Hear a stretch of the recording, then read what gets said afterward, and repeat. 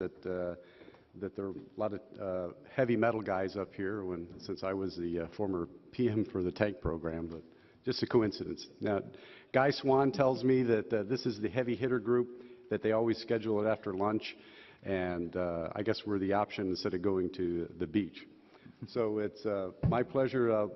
We're going to have a few briefings from the panel, work down here, and then we'll take your questions.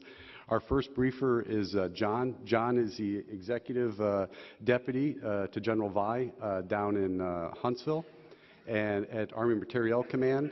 And his counterpart, Pat McCushion, is here. And so, John, we'll have you give the first pitch, and then we'll work our way down the panel. Well, great. Thank you, Jamie. Thank you, General Sullivan. And good afternoon, everybody. And I realize what's foremost on all of your minds, as it is mine, is the discussion of sequestration. In fact, we were just talking about that before the presentation.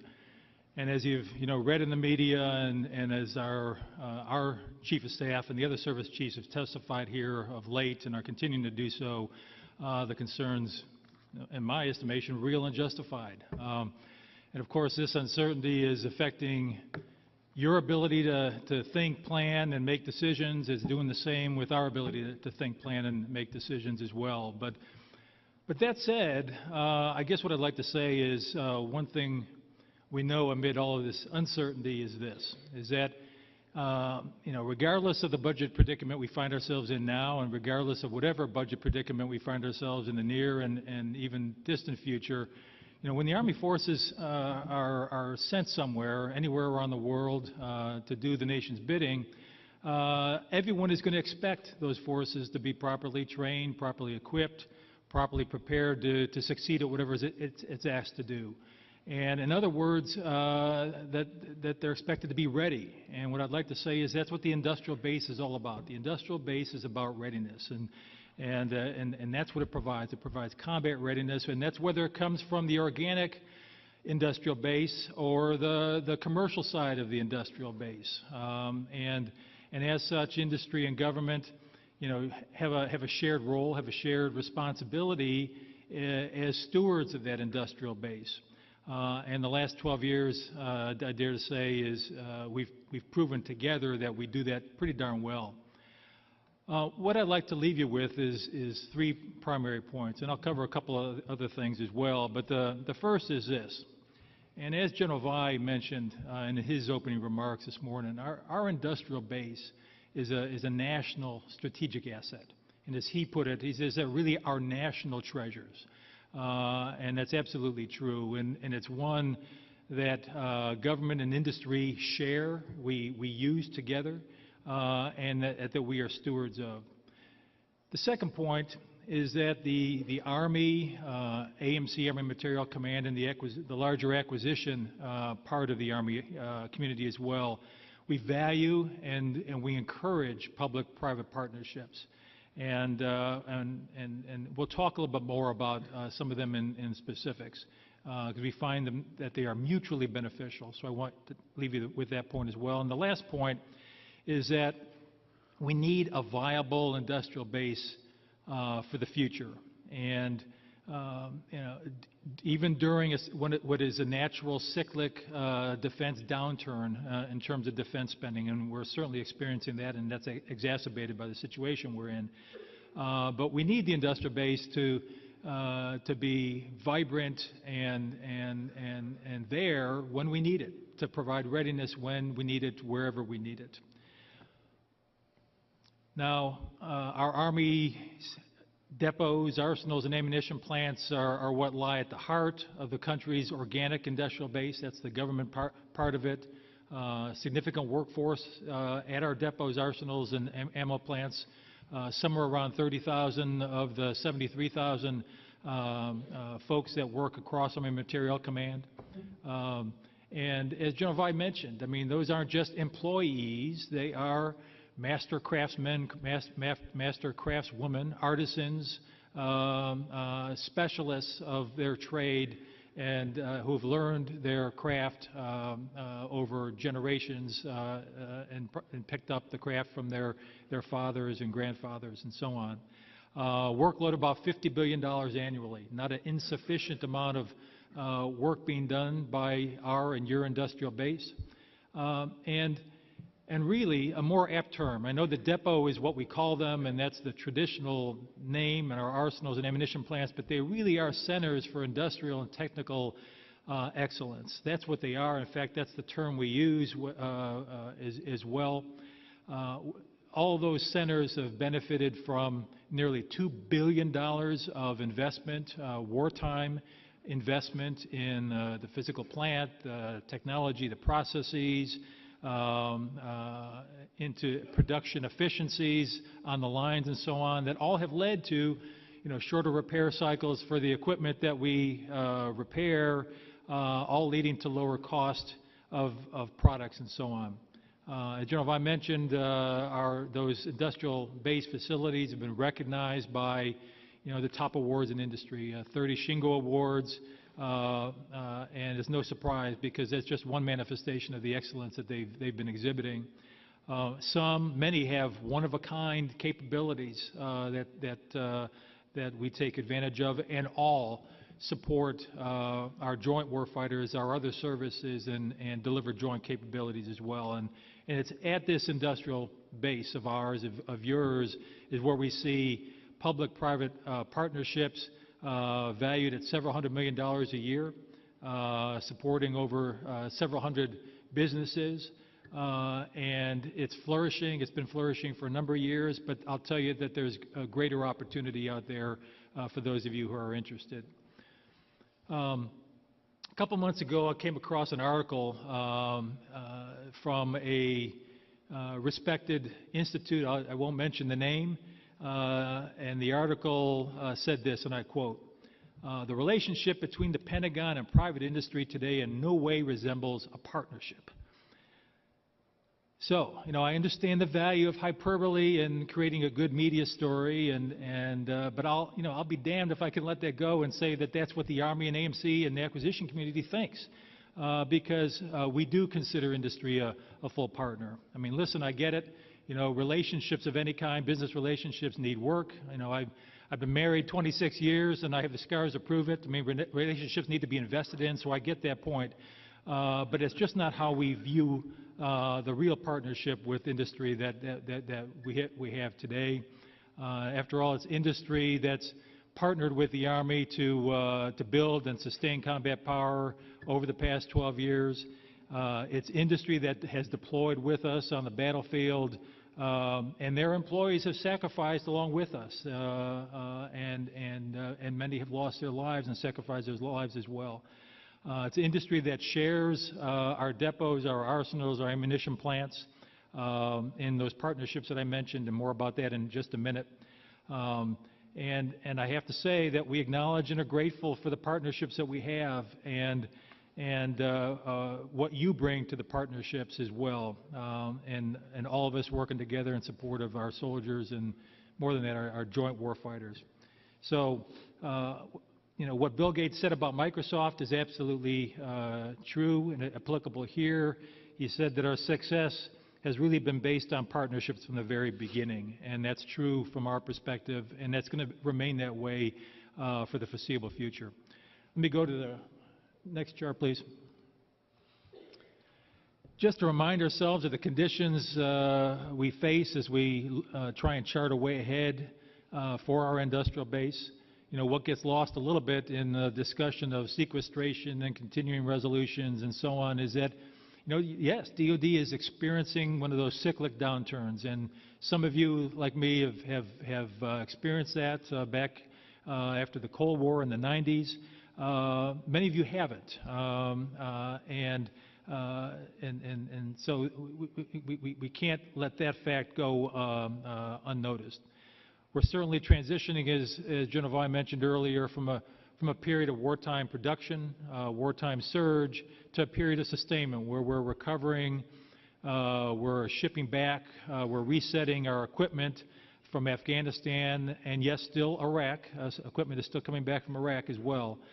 And others have noted this yesterday, in particular from our TRADOC leaders, that the world isn't getting more stable as we go. So the readiness that our industrial base produces and sustains is going to remain incredibly important. And lastly, of course, no surprise to anyone in this room, is that the global economy continues to affect the market forces that influence business being conducted at our industrial base. Next chart, please. So here is much of what constitutes the organic industrial base, the Army industrial base, and where many partnerships have developed and formed and working actively. And one might ask, well, why is that the case? What makes those partnerships attractive? And some of them are listed here. I mean, first of all, we've got facilities. So we've got facilities designed for manufacturing and repair, and in many cases, certain kinds of facilities that don't exist in the private sector. We certainly have plenty of storage facilities. We do testing. We have secure locations. We have, and this is not an inconsequential fact, we've got environmental permits to do the kinds of things, the heavy industrial work at those locations. We've got specialized, modernized equipment, and we've invested in that equipment over the last 10, 12 years, and have leaned the processes that produce and sustain the equipment I mentioned. And lastly, we've got the workforce, trained and experienced. They are fluid. I'll tell you, they are adept. They are masters at Lean Six Sigma and all the process improvement tools that are available. They are driven by the bottom line, as our depots and arsenals are. I mean, because it's all about maintaining a competitive rate so that our customers, whether they be Army customers or business customers, find us attractive. So we have the proper motivations, and we also have, all the right credentials, the ISO certifications and the OSHA certifications as well. So these are the kinds of characteristics that industry has found attractive, that has spawned and encouraged some of these partnerships. Next chart, please. So what's the flavor? What do these partnerships look like? And they really pretty much come in three forms, or three bundles, or three types. The first is a rather simple, taking advantage of the facilities and land that we have through a lease agreement of some kind. Secondly, just procuring the goods and services that we are able to deliver out of the industrial base. And then third, entering into some sort of work-sharing arrangement where it's a combination of government and industry employees working together to produce or repair something. And I saw that in action last week when I was at Anniston Army Depot and seeing the striker line. The producer strikers, and then now they're resetting those strikers, and it's virtually indistinguishable. Government employees, BAE employees working together on the line for a common purpose. And so, and then you go elsewhere on the depot, and you'll see similar work being done by Honeywell in terms of producing engines and repairing engines. Next chart, please. So I realize that government doesn't always make things easy to deal with itself or user-friendly. I'll tell you, we're trying. We have materials available. You can get access to all of those materials just by dialing up that website that you see here on the chart. Contains very useful information. I've also brought with me, in fact, Jesse, are you out there somewhere? Jesse Barber?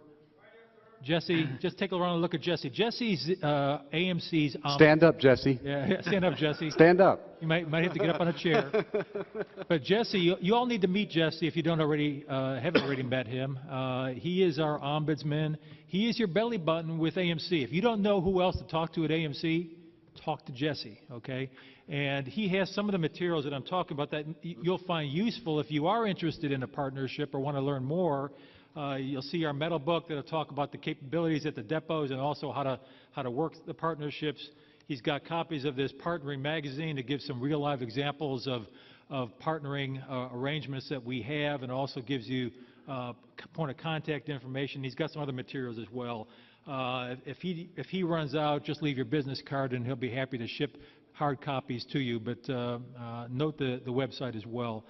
I'll also mention that all of our industrial facilities have business development or partnering offices, and those offices are all listed on this magazine here. So, if you actually want to reach out and talk to a human being rather than just communicate with us on a website or read a pamphlet, those folks are there and ready, willing, and available to meet with you, to show you our facilities, to walk you through the process, and so on. I also want to mention that we're trying to establish a new battle rhythm of creating opportunities for us to get together, like we do here, to work on a relationship through a series of what we have held in the past, these advanced planning briefings for industry. And we're moving to a quarterly model where we do one of these quarterly at one of our centers of excellence, be it Aberdeen, Proving Ground, Aberdeen, Maryland, or the Warren, Michigan area, Redstone Arsenal, or Rock Island Arsenal. And we'll have one quarterly beginning this summer and henceforth, and those will be opportunities for us to again work on the relationship, talk with one another, and help you see what we see as business opportunities and what the funding situation looks like, which is obviously pretty mercurial, and it will continue to be. So it's so important to keep the communication going. So take advantage of those events. We're trying to make it easy for you to get to them without having to circulate to all. And those will be opportunities as the AUSA forum is here to get your questions answered. We'll help you do your homework. You don't have to do it all yourself. And help us. We don't have a perfect process. Help us streamline. We're ready, willing, and able to listen. Some of that streamlining may require additional legislation, and we're happy to work for you on that. And let me move to the last chart before I turn it over to my teammates.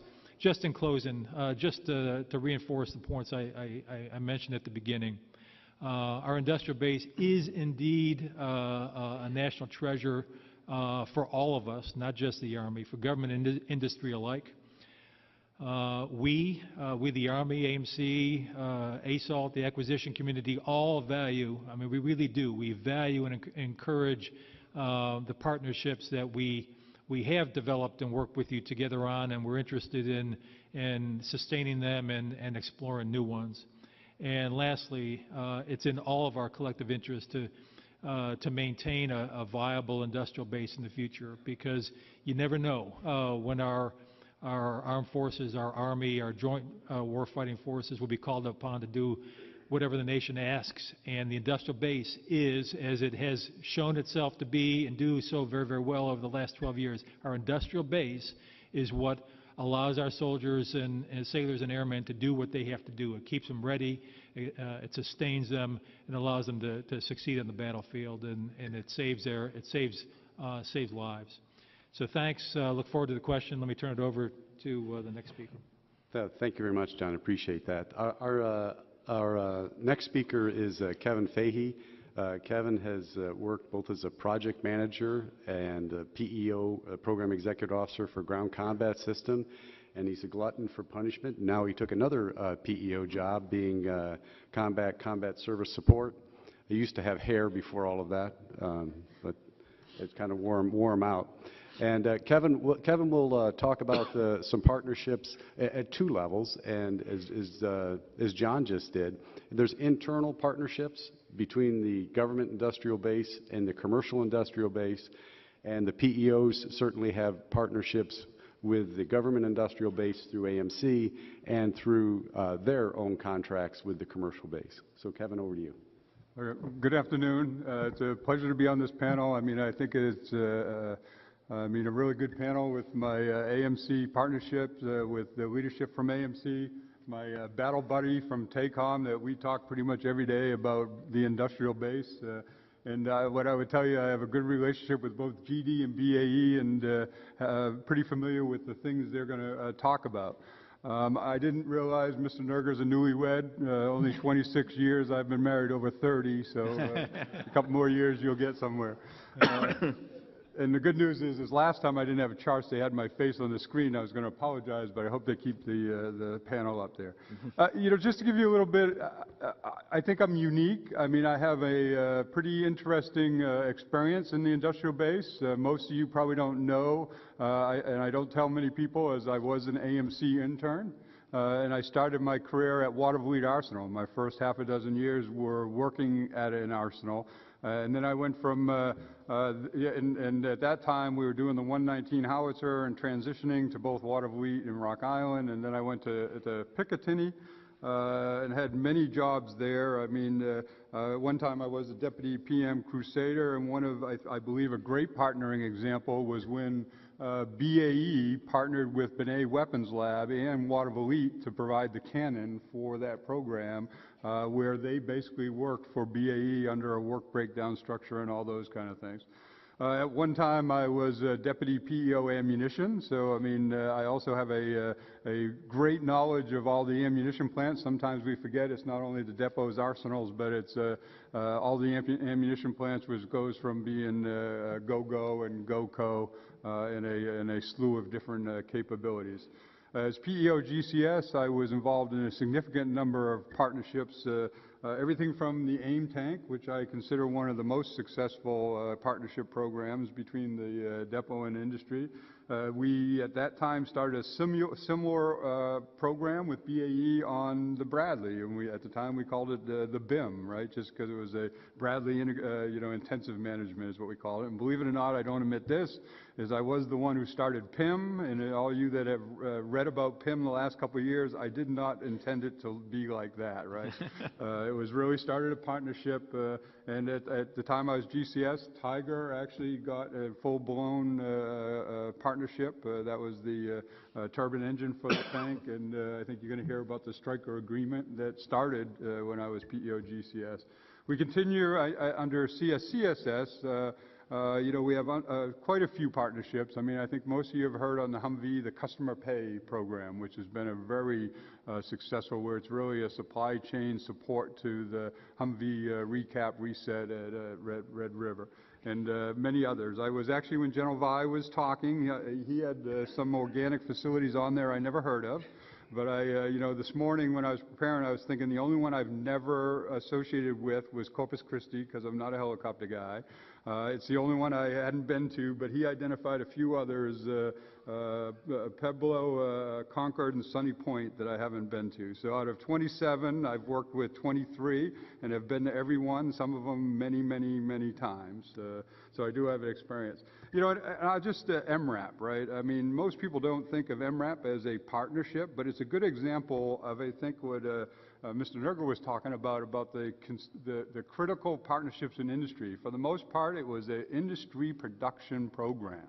But it's a good example where industry reached out to the depots in areas that they needed support in, because the production, you know, BAE, for example, in production reached out to Letterkenny and did some of their production on the RG series vehicles out of BAE. Most of you probably know that almost at the beginning we started this thing called MRAP University, right, which we put at Red River, where all training and preparing for training for the trainers and maintainers was done at Red River, and all the contractors sent their folks through that process, and oh, by the way, they were part of that training process. And you probably know in the reset recap, for the most part, the MRAPs are done at Red River, other than the things that are considered route clearance that are done at Letterkenny. So, I mean, it's a good example of many situations. I can't underestimate what Mr. Nerger talked about the criticality. You know, when you look at the numbers, right, between production and all the things we do, between the commercial and organic, most of it, 90-some-odd% is done in the commercial industry, but the critical part of the partnerships and what we do in the depots, everybody should understand, but it really is a partnership. Just the other thing I'd quickly talk about is, some of you may or may not know, back in 2009, we were in hot and heavy in this thing called Material Enterprise, and we had a significant number of meetings to identify what were the critical goals that we had to work on together, right? And I don't know whether General Stevenson's here, but one of them that we identified, which we always do, is the industrial base, right? It was always the commercial and the organic, and the only reason I want General Stevenson to be here, because it's his fault. I got assigned to be the lead for the industrial base part. And at that time, it really wasn't necessarily about the partnership of industry with the organic base. It was really, his challenge to me was, how come the PEO PMs don't use the organic base more in their decision-making process, right? And so I led an effort, I think it's successful, and it's still in the early implementation, where we did a Lean Six Sigma thing, and we identified the things that, really, what I would tell you is, as a PEO PM and as a contracting type, is we know really, really well how to contract for a contractor to deliver a product. So we know the things to ask and all those kind of things. What we find in some instances, when we go to the organic base, we know they're capable of doing it, but we together are building the program because of the nature of what is at a depot, and sometimes we just don't have the time to do that, right? So a lot of the process there was, what are the things that are critical to make the organic base more responsive to the requirements, whether it be for a PM or for industry, right? And so there were various parts of it. The first part was, I will tell you, you will not get in a discussion. I don't think in this room you can get 10 people in the corner and start asking them questions about Arsenal Act and, this law and that law, and you get 100 different questions. And so one thing we did is we documented all the things you need to know about what do they really mean, so that when you go on market research of what you can or can't do in a depot or arsenal, we made it easy for somebody to go through that process. So that was the first thing we did.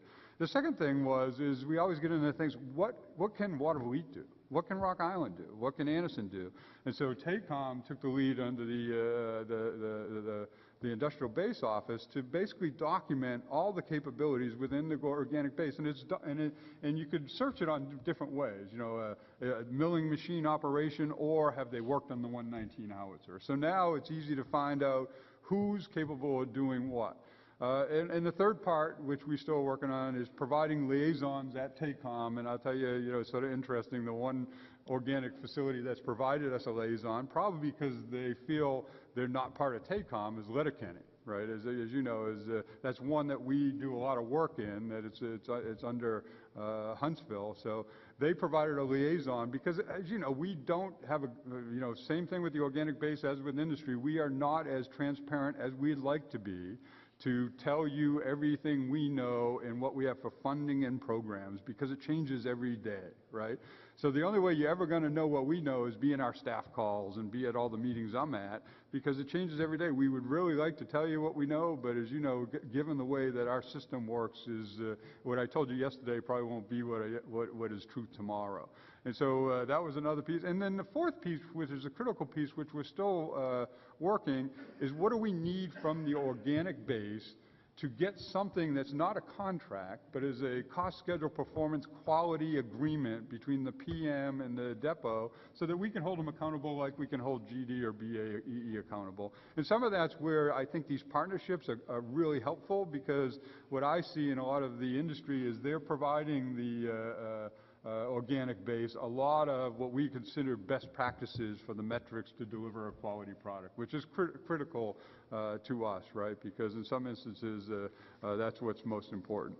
So I would close with a couple things. This is one thing I always, sometimes things happen and people say, why don't you do something? And a lot of it ends up being this thing I called trust, right? And it's something I dug up like 100 years ago from G1. And trust is not only, do as you say. The other is, full disclosure, right? Because sometimes you only answer, you could tell when somebody's not telling you what you want to know, they're only answering the question you've asked, right? And you tend not to trust them because you know they're holding something back. And the third one, which I think is really important, and this is where you got to build the expectations between the two of you, is be capable of doing what you sign up to do. Right? Is you can build a great relationship and trust the person because you believe they're an honest person, but if they don't come through delivering what their side of the agreement was, then you don't go back to them. So I think that's the critical piece. And I just think this, partnership is so critical, and what's so important is understanding what each part of the partnership brings to the table and making sure expectations are clear, right? Because, you think about it, as every one of us, have strengths and weaknesses. The best person is when you surround yourself with the people that have strengths where you have weaknesses, right? I mean, the worst thing that could happen is you work for somebody that surrounds themselves with the same skills they have, right? Because then you have a bunch of people the same way.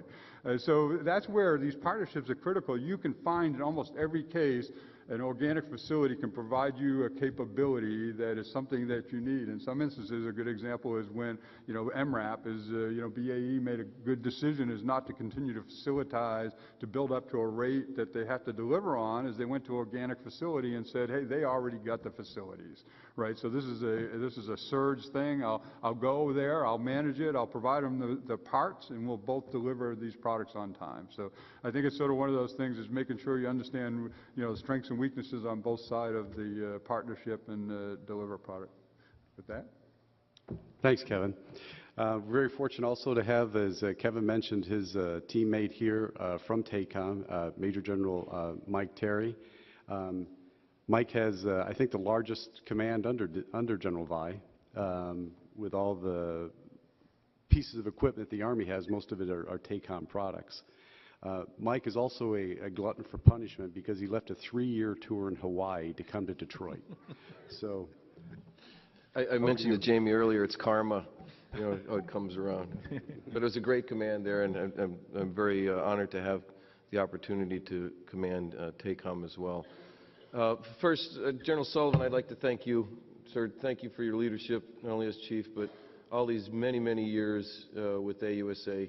You've really built this organization into something very special. So we thank you. And from the soldiers that are out there that benefited from the leadership and all those things that you worked on to help us, we appreciate that. And Jamie, thank you for leading this panel. Twice today, Water of Elite was mentioned. General Vi had mentioned that great treasure earlier today, and that it's celebrating its 200th anniversary of existence this summer. Can you imagine that? It's been in existence since the War of 1812. The cannon, the big guns on the 16-inch guns on the battleships were forged there on the rotary forge. The only capability we have in North America to do this. It's amazing, and so its 200th year anniversary is occurring. And it's funny that Kevin had mentioned that that's where he had started. We're looking for the AAR from the 100th anniversary celebration. We figure maybe Kevin might have it since he was back there so long ago. Maybe, I don't know. But we do have a great relationship and partnership at TACOM, Tank Automotive and Armaments Command, Lifecycle Management Command, and our partnerships with the PEOs, of course, co-located with this is Kevin and the folks for CSCSS, and Scott Davis for the Ground Combat Systems. TARDEC is co-located there.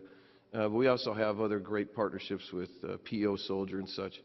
But we like to say that it really works, the relationship, because we're all in it together. Plus, we have a very large contracting center as part of Army Contracting Command co-located there with us.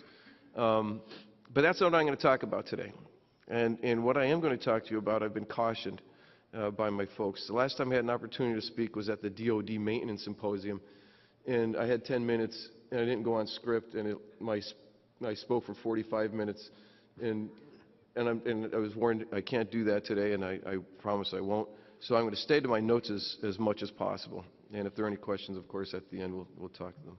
So again, I'm here to talk about the public-private partnerships in support of maintenance and manufacturing operations as part of our nation's industrial base. TACOM Lifecycle Management Command is responsible for the mission support and training of roughly 14,000 people, teammates.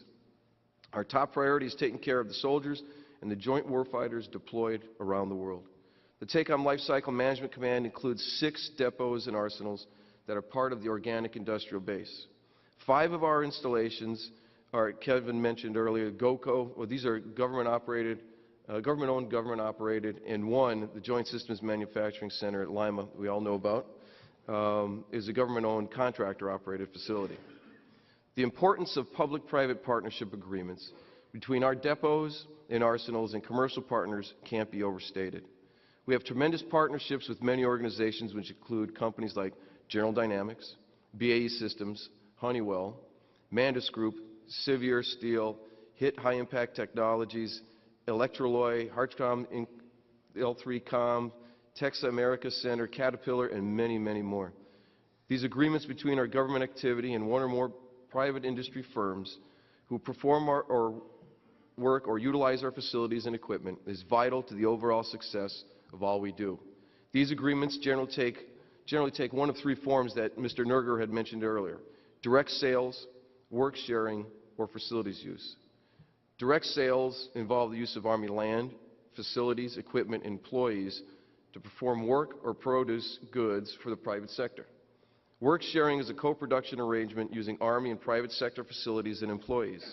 Facilities use refers to private sector use of Army land, equipment, and facilities to perform work for the military. In regards to the magnitude of these vital relationships, the TACOM LCMC is engaged in over 131 teaming efforts, and we continue to seek out opportunities to leverage these strategic partnerships.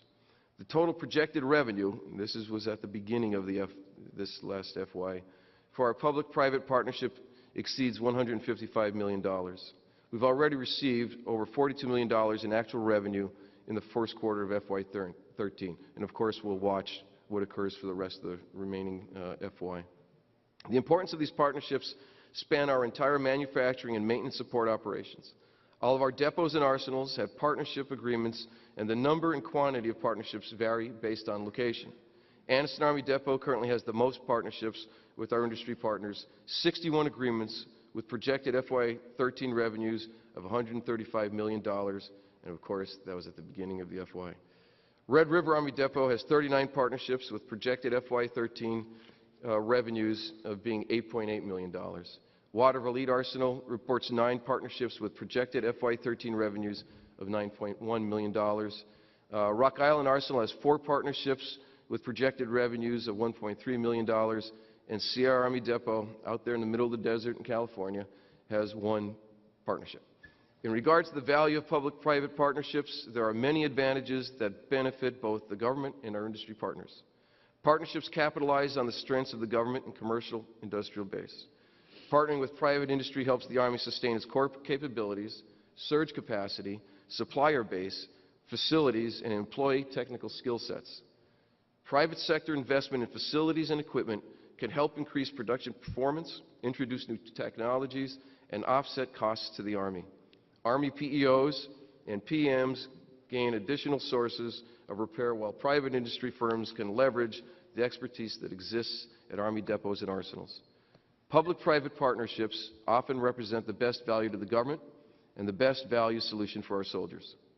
The TACOM LCMC actively leverages our partnerships with private industry to accomplish our soldier support mission. Among the current high-dollar value partnerships in the TACOM LCMC portfolio is the M1A2 and Striker reset work performed by General Dynamics Land Systems at Anniston Army Depot along with our team. Anniston's biggest current public-private partnership project, though, is the Tiger program tank engine performed by Honeywell. Anniston has been in this partnership with Honeywell since 1998. Other high-dollar value projects include the Bradley reset activities performed by BAE Systems at Red River Army Depot and the cannon work performed by Hartcom at Water Elite Arsenal. Several federal statutes authorize Army installations to enter into public-private partnerships, and Mr. Nerger had touched on this very slightly earlier. Federal law requires Army installations seeking to use this authority to first obtain an installation designation as a Center for Industrial and Technical Excellence site. The installation must demonstrate that it possesses a core industrial or technical capability that's important to the Army's mission. A site designation is granted by the Secretary of the Army. Just recently, Water Elite received its site designation, so all the TACOM LCMC depots and arsenals do have that designation, so we're very proud of that. The federal law that concerns site designations is a flexible statute that can help open the door to good opportunities for broad-based partnership agreements. The designation of a depot or an arsenal as a Center for Industrial and Technical Excellence authorizes and encourages public-private partnerships. It also permits performance of work related to the Army's installation core capabilities. In regards to the future, it becomes even more important that we continue to leverage these strategic partnerships to reduce costs while at the same time maintaining the capacity and capability to meet our nation's needs in time of war. During these times, there's also an opportunity for innovation and partnerships that benefit both government and industry as solutions for getting things done at the best dollar for the best product for our soldiers. We must continue to ensure we leverage these working relationships so that we remain relevant, and the key here for us is relevance, and ready to meet our nation's call when and where needed. In summary, we must be wise stewards of our limited funds as we continue to partner with industry during times of reduced budgets. Public-private partnerships continue to provide important benefits to the Army and to private industry. They're good news stories in a time of fiscal and economic uncertainty. They will help sustain our valuable industrial-based skill sets, and most of all, the ability to fight and win our nation's wars. And before I conclude, I'd just like to read off just several other partnerships that we have with our different depots and arsenals. I've already mentioned General Dynamics and Honeywell for Anniston. We also partner with Raytheon.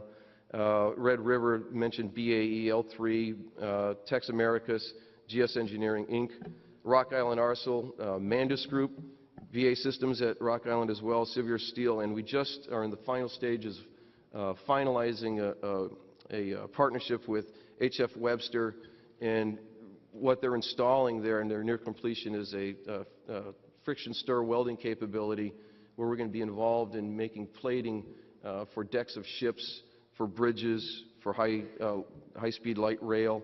So we're very excited about what's going on there at Rock Island.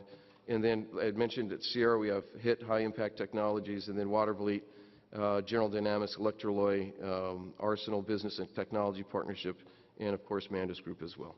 Thank you very much. Thanks, Mike. Appreciate it. We're also very fortunate to have two industry partners here, and each of them will say a few words here. Gary from General Dynamics and Nigel from BAE Systems, obviously partners both with the PMs and the PEOs for new production, partners with the depot systems for maintenance, and with AMC. So Gary will be our first speaker. Thanks, Jamie. Again, I'd also like to thank General Sullivan and AUSA for this great event. General Sullivan, AUSA could not be in better hands during these difficult times, and we appreciate your leadership. From an industry's perspective, what I'm here to talk about is that first and foremost, public-private partnerships work. It's a win-win not just for our industrial partners, and both organic and the commercial base, but most importantly, it's a win for our warfighters. They allow us to be able to deliver to our warfighters the equipment they need, when they need it, at the most affordable price by leveraging the best of what both commercial industry and the organic base has to offer. Although we've been involved at General Dynamics in a number of successful partnerships, I wanted to talk for a few minutes about the partnership we've had with the Anniston Army Depot that goes back to almost 1993. We'll be celebrating 20 years of partnering relationships with them this year. Interesting relationship, not only because it's been a long-standing relationship, but it's a relationship that a number of members of this panel have had an opportunity to be directly involved in.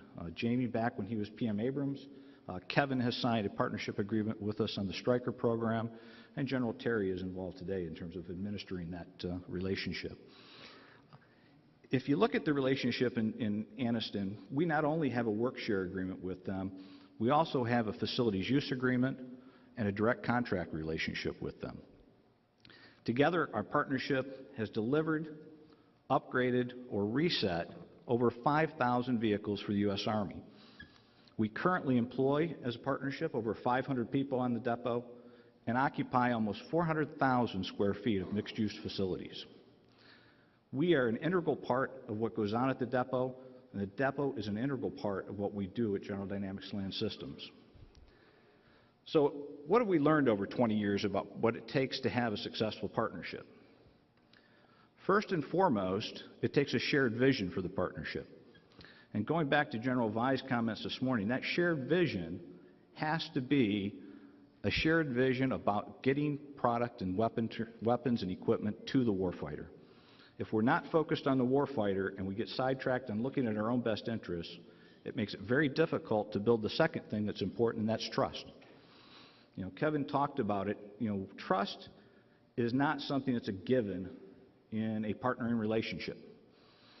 You go into relationships hoping that you can build trust, and that trust gets built over time as you support each other through difficult challenges, you deliver on your commitments to each other, and then you see the benefits of that partnership in terms of what it does for our warfighter and being able to deliver products in a way that you otherwise wouldn't be able to. And then lastly, one of the most important things for us is communication. Every organization, whether it's public or private, is different. And you have to develop an open and honest communications with each other so that you have a clear understanding of what each partner's expectations are from the partnership, and that understanding and those expectations are aligned with the vision for the partnership. And you have to constantly calibrate that. Like any type of relationship, whether it's a marriage, whether it's a long-term partnership within industry or public and private, relationships have a tendency to drift. And if you don't reset those relationships through good open communication over time, pretty soon that trust starts to dissolve and the relationship starts to fall apart. Now, we at General Dynamics are very proud and very happy with the success we've had with our partnership relationships over the last 20 to 30 years. We're also equally aware of the challenges that face our industry in the future. If you go to the next chart, please. Now, over the past couple of days, many people have spoken about some of these challenges, and probably much more eloquently than I can. But I want to take a few minutes to talk about these challenges and maybe some of the things that we need to be thinking about from an industrial-based perspective on how we survive in this new environment. General Cohn, in his opening comments the other day, made a statement that the world is as dangerous a place and complex a place as it's ever been. And that means that our Army needs to be able to have and continue global reach. And they have to be able to do this in a scalable fashion across the full spectrum of military operations. To us as an industrial base, we've got to be thinking about how we provide the Army with the critical capabilities that they need across the entire range of operations. And also, how do we sustain those operations in the field? A couple of things that we've got to get on top of is, one, I think we've got to work to streamline our logistics operations. But more importantly, from an industrial-based perspective, we've got to figure out a way to reduce the logistics trail that's required to support our troops when they're in operations. If we can reduce the amount of things we have to take with us to the battlefield, then that will help streamline operations and make operations more sustainable over the long term. The next area is agility. I think General Cohn referred to this as adaptability. What we find is that our adversaries are becoming much more adaptable over the course of events.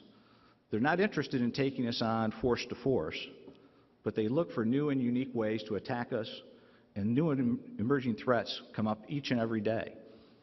We've got to be prepared as an industrial base to be able to respond to that, to support that. In the past, we responded with MRAPs for IED. We also responded with DVH Stryker, and we were able to do those things very quickly and reduce the threat in the battlefield. Well, how do you do that as an industry? Well, any good athlete will tell you the key to being able to be agile is to be balanced. And when we look at balance from an industrial-based perspective, we look at balance in three areas. Balance from a developmental perspective. We need to invest in new development for new technologies and new capabilities. We look at balance from a modernization perspective and modernizing our existing equipment and assets. And then from a production perspective.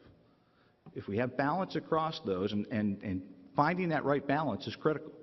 If you have balance across those three things, then when new emerging threats come up, we have the ability to respond to those threats and get capability out to our warfighters to counteract those threats.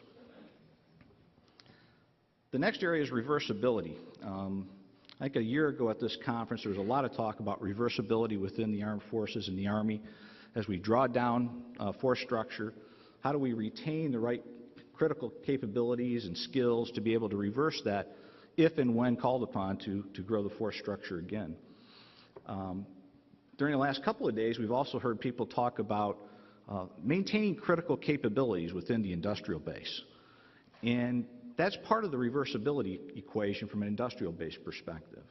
How do we make sure that we keep those critical skills, whether it be in the organic base or the commercial base, to make sure that we can produce the weapons we need to support our warfighters, and that when called upon, we can reverse or grow that industrial base to meet emerging threats. And then last, affordability. If there's something that you can't go to a conference and not hear about, it's affordability. The council, we had a panel discussion yesterday on better buying power, and some of those initiatives are bearing great success. But I'm here to tell you we've got to do more. We've got to do more as an industry. We've got to find creative ways and innovative ways to reduce the cost of our weapon systems. I think we all as an industry have to respond to General Phillips and General Green's comments yesterday to come to them with ideas on how do we do that. We have to look at all of our programs, even those that aren't cost challenged, and try and figure out how can we take cost out, or what are the things that are driving costs in those programs, and bring them to the attention of our government partners. They may find out that, yeah, we do have to do those things, or we can't figure out a way around them. But I think it's incumbent upon us to bring those ideas forward so we can figure out ways to make the overall affordability equation better for our armed services. So in closing, there are a lot of challenges out there. We've talked a lot about those challenges over the last couple of days. But I think if we keep our vision focused on providing our warfighters what they need, and the fact that we have some great people, both on the government side and in industry, we got to just start getting together and rolling up our sleeves and working our way through some of these challenges. I have great confidence in the gentleman sitting to my left that we'll be able to work together to get through these challenges in the future and make sure that we do what we set out to do, which is make sure that our men and women of the armed forces are the best equipped men and women in the world. Thank you. Thanks, Gary. Appreciate it. Our last speaker before we take your questions is Nigel. Nigel is here from BAE, from Tennessee. You can tell from his accent when he starts talking. And he's also going to give us some English lessons. Go ahead, Nigel. Well, they'll immediately know when I talk it's not Tennessee, it's further south than that, in Alabama. But well, good afternoon to you all. Firstly, I'd like to apologize for, on behalf of Jerry Hammonds, the VP and General Manager of Ordnance Systems, that he couldn't be here today. Until the last minute, he was planning to be on this panel, but then he got called away to urgent meetings by our corporate masters, so couldn't be there here. So he asked me if I would take over this panel for him. So what I'm presenting is his presentation, so if there's any dispute you have with it, I would request you take it up with him and not with me. Ordnance Systems, who I work for, is an operating division of BAE Systems. And when I'm talking, sometimes I might refer to Ordnance Systems and some BAE Systems. Don't get confused if I do that. I'm talking about the same thing. It's just that I tend to use them one or the other, and they both mean the same thing. Since 1999, Ordnance Systems has been the operating contractor of the Holston Army Ammunition Plant in Kingsport, Tennessee. Holston is a large chemical facility and really is the sole US producer of military high explosives. Right from the start of that contract in '99, we adopted a strategy of partnering with the government. This was both at the local level. We have a number of government staff on site, so we partner with them, and at the higher levels within the government, and that can be both the Army and the other military services. Since July of 2012, we also became the operating contractor of the Radford Army Ammunition Plant. Now, Radford is another large chemical facility, in this case, really being the sole producer of nitrocellulose and propellants for the DoD. Now, obviously, the partnership at that facility is a very early stage, but we are adopting the same principles that we've been using for the Holston facility. And as I go through, some of the examples I give, most of them refer to the Holston because of the infancy of the Radford partnerships at the moment. Next slide, please. Although as a company operating the Holston facility, we obviously know a lot about facilities management, the operation of chemical facilities, and the production of high explosives and propellants. We realize that including the customer as a partner in the problem-solving process is essential if we're going to be successful in the overall mission of GOCO operations at the Holston and Radford facilities. The customer will have a much better understanding of the warfighter needs and the mission requirements than we do as a contractor. And by working as a team, we can ensure that these needs are achieved and innovatively, in an innovative and best value solutions are applied and developed that will both make sense for both the customer and the operating contractor. The customer alone cannot develop the best solution. He doesn't always understand the capabilities of the facilities. On the other hand, the operating contractor might know the facility capabilities, but won't know the full warfighter and mission requirements. Once a way forward is agreed, it is often the contractor who is in a better position to do the initial investment to accelerate the solution and implementation. And there's many cases where BAE Systems has gone in and done initial investment, and you'll see some of that with the examples I give in a minute of where we've invested money to get the projects underway so we can get to a rapid solution. Next build, please.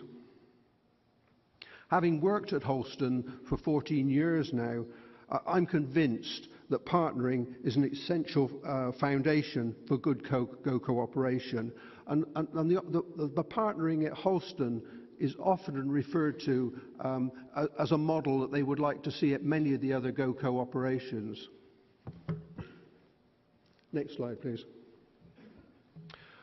I'd like to first just talk about some of the work that's been done on partnership innovation.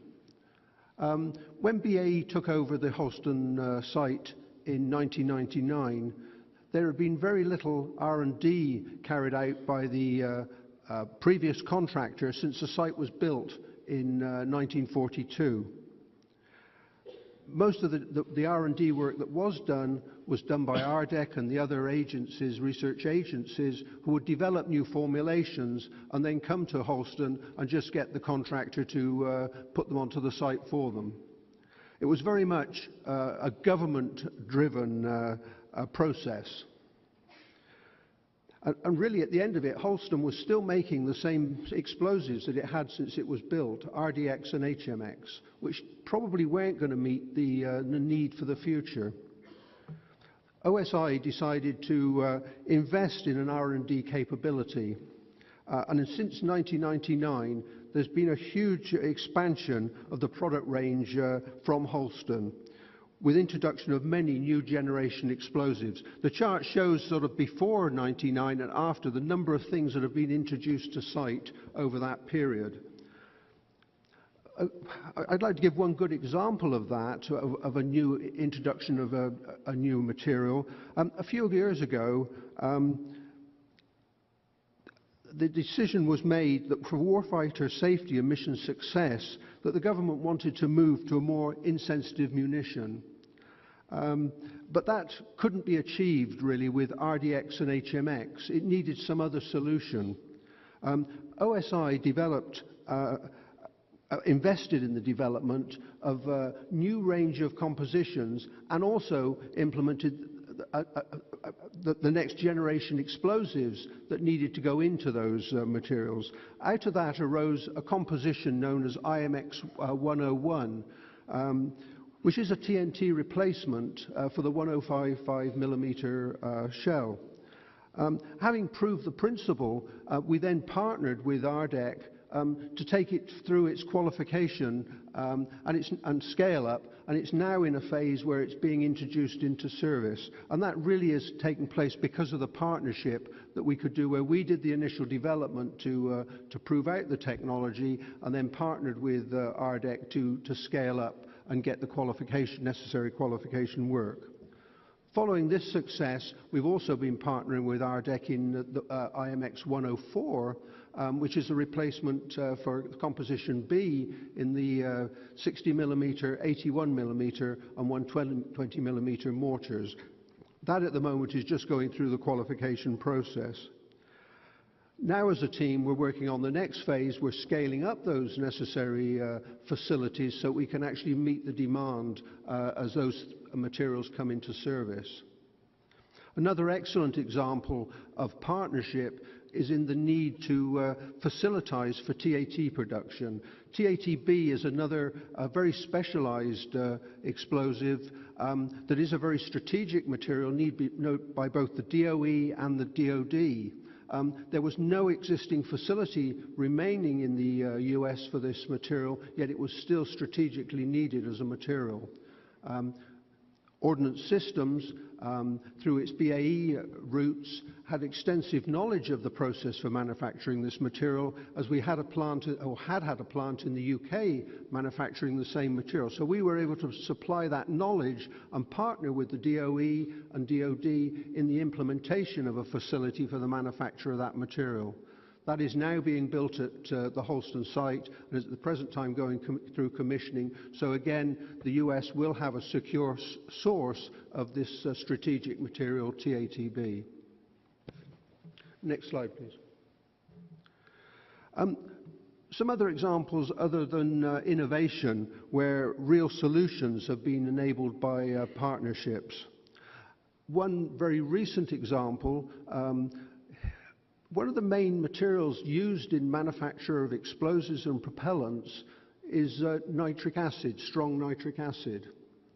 In May of last year, the supplier of that material had a major explosion at their facility and to completely destroy the plant for manufacturing of the strong nitric acid. They were really the only source of nitric acid for the manufacturing that we needed for explosives and propellants and other uses within the DOD. So it was quite a serious thing, and it was going to take 2 or 3 years for them to get that plant rebuilt to bring it back into production. An IPT was formed involving both government and industry, which was led by Ordnance Systems, and came to the conclusion that the only solution was to reactivate a facility at the Holston site that had been shut down for 15 years. So a plan was put in place to reactivate that facility, and it was actually brought back online in under 3 months. Now, the total funding of that money initially was put up by Ordnance Systems because it was the only way that that funding could be rapidly put into place to reactivate that facility. Without that, all explosive and propellant production would have shut down. It just gives an example of where a partnership, we're willing to go in, make the investment, and then later, when the contracting people who move exceedingly slowly can get the thing on contract with us. But at the end of the day, we will actually do a joint funding of that because it obviously helps both us and the DOD to have that facility in operation. I think another real example of partnership is some consolidation work we're doing at the Holston facility. The Holston facility is actually 2 locations, a larger area B site of over 6,000 acres and a smaller site, a satellite site of just over 100 acres. And they're linked, they're 7 miles apart and linked by a rail line with acid pipelines transferring acid between the 2 facilities. The Area A facility that deals with the acid was massively oversized. It was built to support a facility where the production from the site was over £1 million a day of explosives. The need these days is about 10 million per year. So you can tell that capability was way oversized. Not only that, it needed a major investment. It was built in 42 and needed major investment to bring it back up to a really good operating standard. So the decision was made. BAE presented a business case of moving that facility and right-sizing it on the main site. And the government looked at that, and it demonstrated financial benefits to the government, and so we've moved forward in partnership with the government to do this relocation and consolidation of the facilities, and that will give us a right-sized facility that eliminates this corridor with pipelines of pumping acid through residential areas. It reduces energy, it improves the security, and it certainly reduces environmental risk. So again, it's a good example of what a partnership can do by working together for a common aim. Next slide, please. I think a final example of really this one is a value to the customer enabled by partnering. And this is one where we had a project to put a risk management centre into the Holston facility. Following a number of audits, government audits of our fire services and securities, a number of problems were identified with what we had. The fire station had health and safety issues. The security control room was too near to the perimeter, was considered a security risk. The Corps of Engineers actually wanted over $8 million to put in just a new fire station.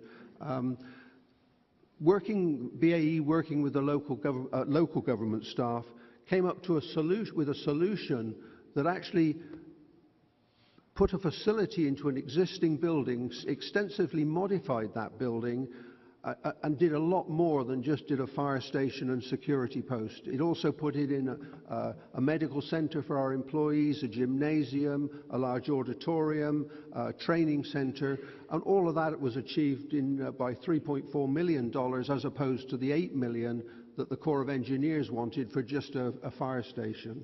Again, it was a joint investment by both the government and BAE to facilitate that actual building. Next slide, please. So really, ultimately, and I think it was said at the beginning, ultimately partnering must provide value to the government. It must support the warfighter's mission, and it must provide benefits to the contractor. Next bill, please. And I think if we can do that, everybody wins. And we certainly think that that has been the case at Holston. It has been a win for everybody involved. We're very happy with what we've achieved there, and I think the government is very happy as well. Thank you, Nigel. We have a little over 15 minutes left for this panel. I have 8 questions that have came from the group here. It touches most of the panel members here. I'd ask that the panel that we'll try to give short, concise answers to these, but if you don't get a full answer, whoever wrote these up, please seek out the individual afterwards, but I'd like to get through as many as we can. John, I'll start with you, and the first one is, would AMC consider a private sector industrial-based concept with the private sector in the lead in a non-base and depot location to take advantage of resources and labors, and how might something of this nature come about? That's a great question. I mean, I certainly would like to know more and sit down and discuss that with you. I mean, obviously, I focus my remarks primarily on the organic industrial base, the government industrial base. The industrial base is much bigger than what the government brings to the equation, and both need to be sustained and remain capable of supporting and surging when necessary. And what I don't want to find ourselves in is in a situation where, you know, government is pitting itself against industry or vice versa, or we view it as such, and instead view it as, you know, we're both better when we're collaborating. And if this is a possible way where we can collaborate together in our collective interest to ensure that readiness is maintained. And if this is a new idea that requires legislation, or if it just requires a different way of looking at partnerships, hey, we're all in. Can't make a commitment to that particular recommendation, but would definitely like to sit down and talk with you about your thoughts on how we could make that work, why you think it would work, and then how we can proceed. Thanks. Next, Kevin, is a question about industrial-based partnering. It says the focus seems to be on heavy industrial levels, arsenals and depots and large contractors.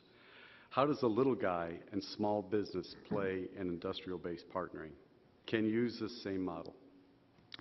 Here's what I would say is I don't believe it's only for the big guys. I mean, obviously there's opportunities that GD talked about when they building a Stryker or BAE when they're building an MRAP.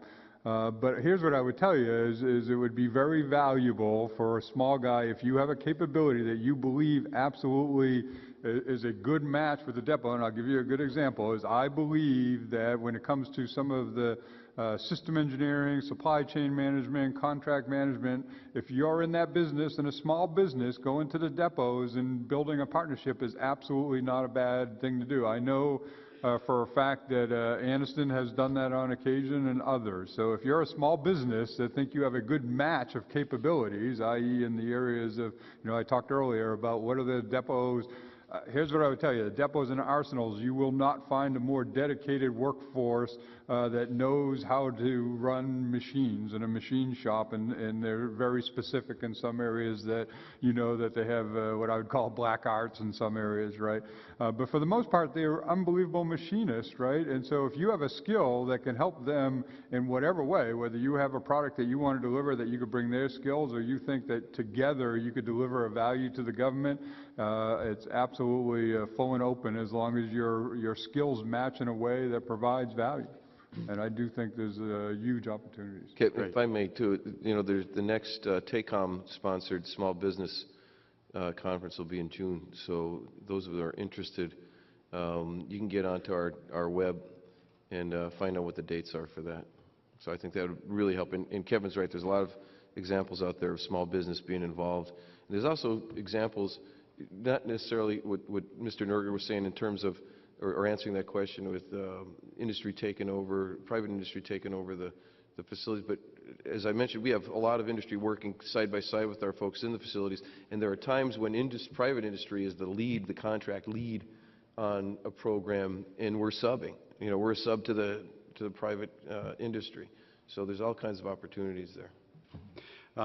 And since you're speaking, Mike, the next question is for you, and this is no politics associated with this question at all, Mike. No, okay. No politics.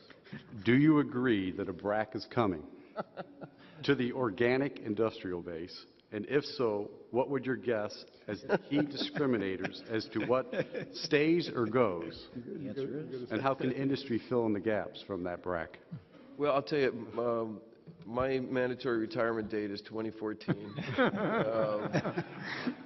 I can't project that, and nor will I attempt to address that, really. Well, let me at least jump in and help Mike out. John's got a suicide vest on. Be careful. I've got some BRAC history in me, but it's no surprise that the Department of Defense is seeking BRAC authority, and it will require Congress to pass legislation if another round is to come back into effect. But the department is seeking it. I mean, during periods of defense downturn, we need all the tools available, just like you would have in a similar situation. And BRAC is nothing more than a tool. It's just a tool to help the department reshape itself, realign. In fact, if you look at the last BRAC rounds, it wasn't as much about shutting down installations. It was more about realigning capabilities and optimizing capabilities. So I can't predict whether Congress is going to approve a BRAC round. I know the question was, is BRAC coming to the organic industrial base? Well, the organic industrial base has facilities that are part of the Army infrastructure, and a BRAC would take a look at all of defense infrastructure. What I'll tell you is that our organic industrial base affords great capabilities, and we have the capability to grow even stronger in a joint environment. One thing I can say about this is that the communities around some of these installations, I know specifically at Toby Hanna, which is my hometown area, a friend who contacted me who said he was invited to be on the community's, the region's BRAC team, if you will. And I know there's other thoughts going on too in some of my depots and arsenals where teams are being formed, you know, to support and defend their capabilities in the area. So they're anticipating something, and they're trying to set themselves up for success now before things start happening. Great, thank you. Now I have a question I'd ask each of our industrial partners to both take a swing at this. And it's, what is GDLS and BAE doing to optimize for low rate or inconsistent production programs? So if each of you would take a swing at that. All right. There's a couple of things. I mean, first of all, when you look at production within the defense industry, we don't do, for the most part, real high-rate production in the vehicle world. We're putting out, in many cases, 20, 30, 40 vehicles a month. We've always been in a moderate rate production, and we also work on continuous improvement to try and improve the efficiency with which we do that. And we've been planning for a number of years for how do you do that in an environment where you're not going to have the 20 or 40 or 50 a month, maybe 5 or 6 or 10 vehicles a month. So it's not like this is a new problem that we've been attacking. The other thing I think, and the opportunity that we have to take advantage of, and General Vai talked about this morning, is foreign military sales. We've done more. The services have been working with us better to try and get those foreign military sales in, but that's a critical component for us to be able to support our industrial base with non-U.S. tax dollars, if you will, over this period of time. A good example is at GSMC in Lime, Ohio. We will probably be producing more foreign tanks through that facility than U.S. tanks starting later this year on a monthly basis. We can continue that and bridge to our next need from a U.S. perspective. That's a win, as General put it earlier. It's a win for our allies, it's a win for our Army, and it's a win for our industrial base. We have to seek out more opportunities to do that. Sir, if I may as well, agree totally with what Gary's saying about the FMS. There's a lot of great programs coming our way.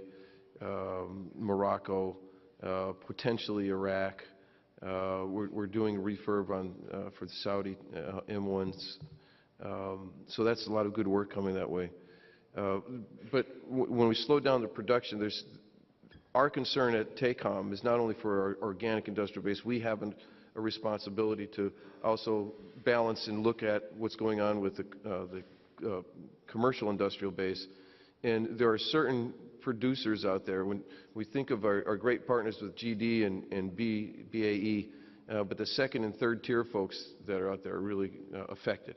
And we've got concerns over companies like Vance, who's the only producer of the M1 track.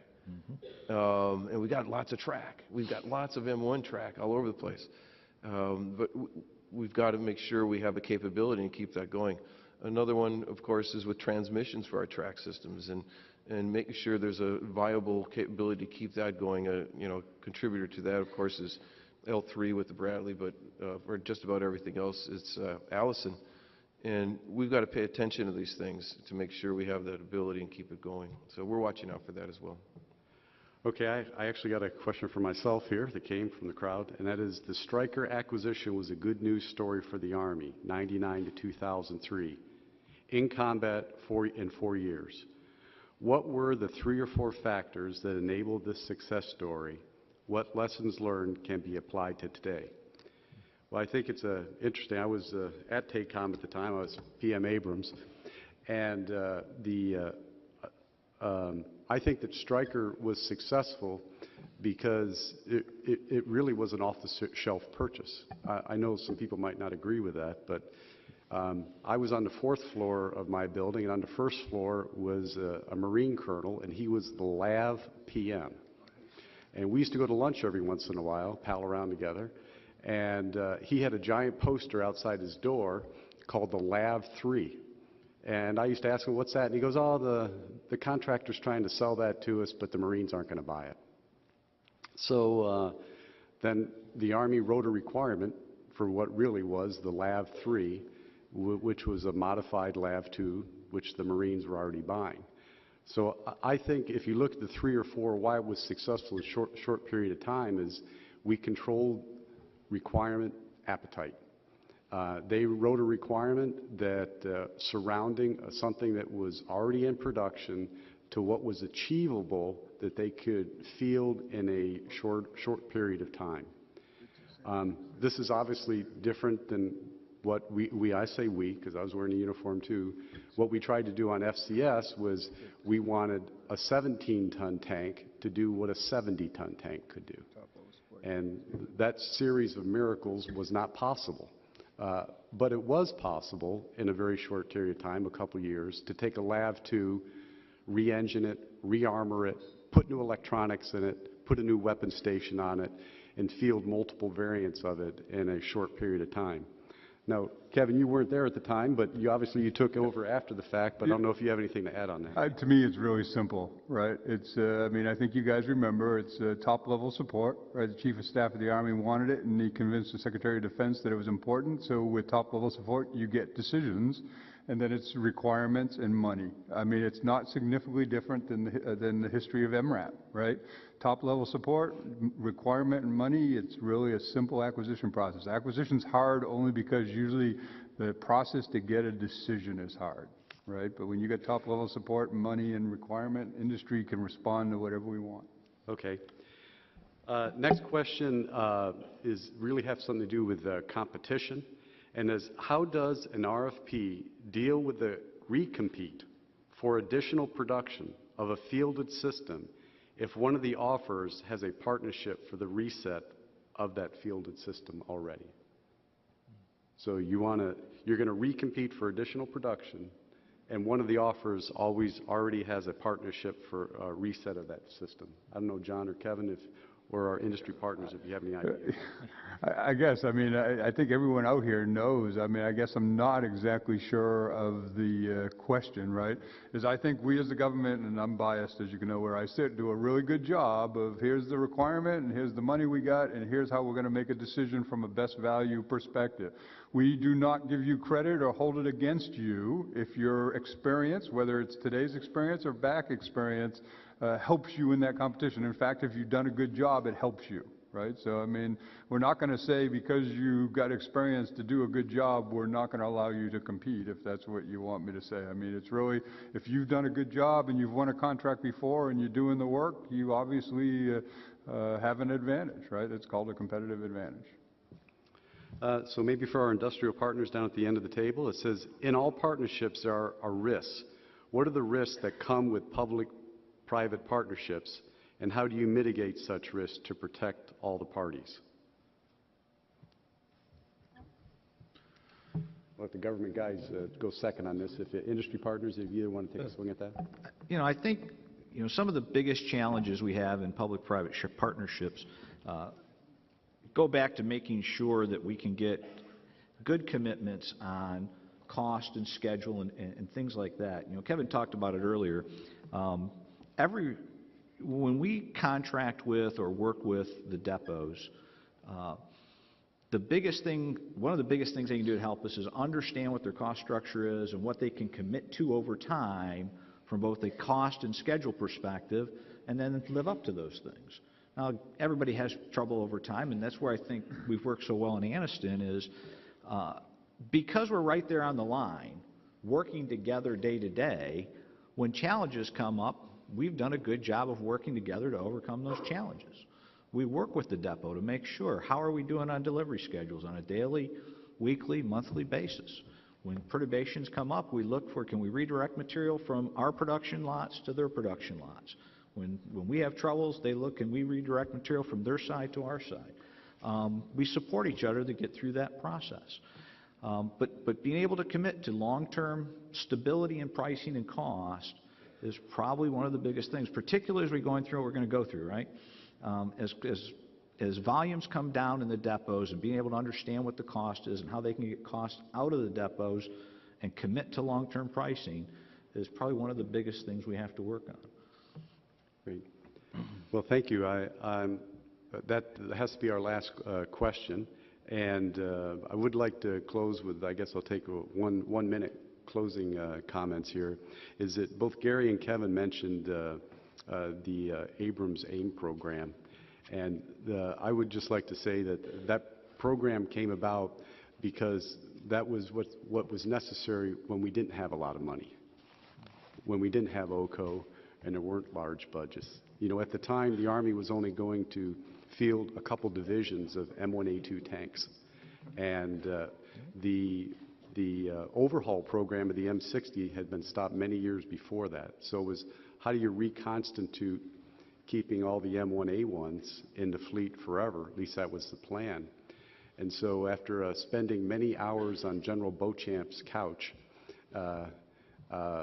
and working with Greg Potts, who was the IMIC at TACOM and then became the depot commander, we came up with an idea of how to reconstitute the overhaul program, which became the AIM program, which turned out to be the largest at the time public-private partnership, where it really is what some of the panelists said, a win-win. And that is the depot got business in the overhaul of the components that went into the program. The contractor, GD, bought new parts that went into it and assembled it back at Lima. And we also infused technology because we didn't have money, and that's where we're headed, back to where we used to be. So, for example, the turret and hull networks boxes we converted from analog to digital. We work with Idaho National Labs and put a new armor package in. We work with ATIC to get all that tested. And so I think that programs like the AIM program is, how do you put a program together that uses OMA money, ACOF money, R&D money, and procurement money to keep a system viable on the battlefield? And I think those kind of innovative win-win solutions between industry and the depots is what's going to be required in the coming years. So I'd like to thank all our panelists for your time. I'd like to thank the audience for your questions. And sir, over to you.